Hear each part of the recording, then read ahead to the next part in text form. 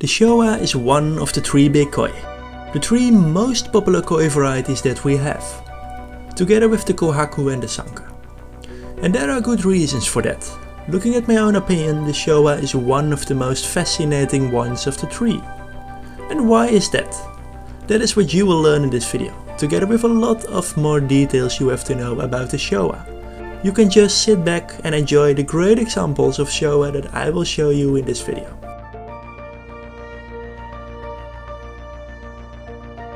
Let's start with the 3 colors on the Showa: red, black and white.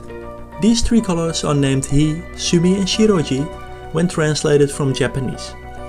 Most people think that a Showa is a white koi with red and black markings on it, but actually that is not really true.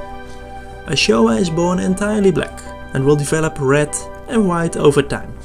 When the Showa becomes a bit larger, then actually it will look as if the Showa is a white fish again where red and black colors develop in.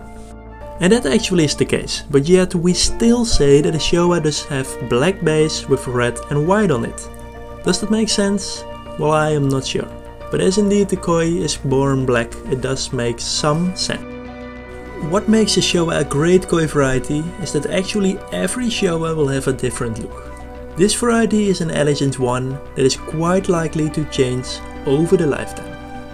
Every pattern will be different, and what is even nicer is that everyone likes different Showa patterns. There really is no standard at all for a good Showa pattern. Some Showa have heavy black, others have heavy red, and yet all of them can truly become beautiful nishiki koi. A real key characteristic of the Showa is the head pattern.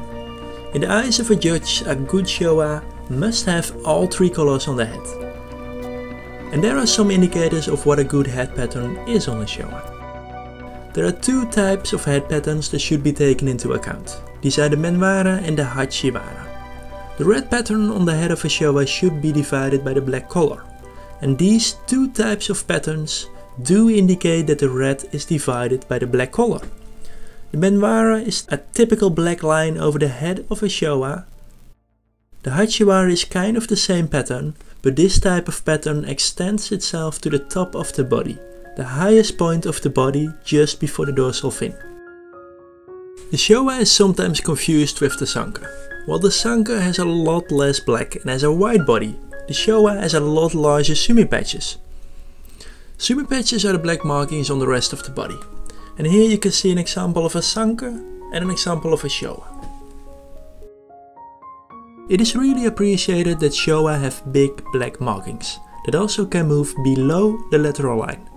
The Showa you see here is a great example that shows that the black markings can be visible below the lateral line towards the belly of the koi. One really important thing to know is that over the years black on a Showa will develop itself and become more heavy. Light black, black that still hides a little bit under the skin, is very likely to develop itself and become deep intense black. The Showa is often divided into 2 types, the Kindai Showa and the classical Showa. The last mentioned is a Showa that has a lot of black. It has a heavy pattern and there is not a lot of white visible. Today the Kindai Showa becomes more and more popular. This type of Showa actually has less black visible and does have a lot of white. Kindai does actually mean modern when translated from Japanese. Both of them still are the same koi fish but different styles of patterns. On Showa there is a lot of attention going towards the pectoral fins. It is appreciated when a Showa has the so-called Motoguru.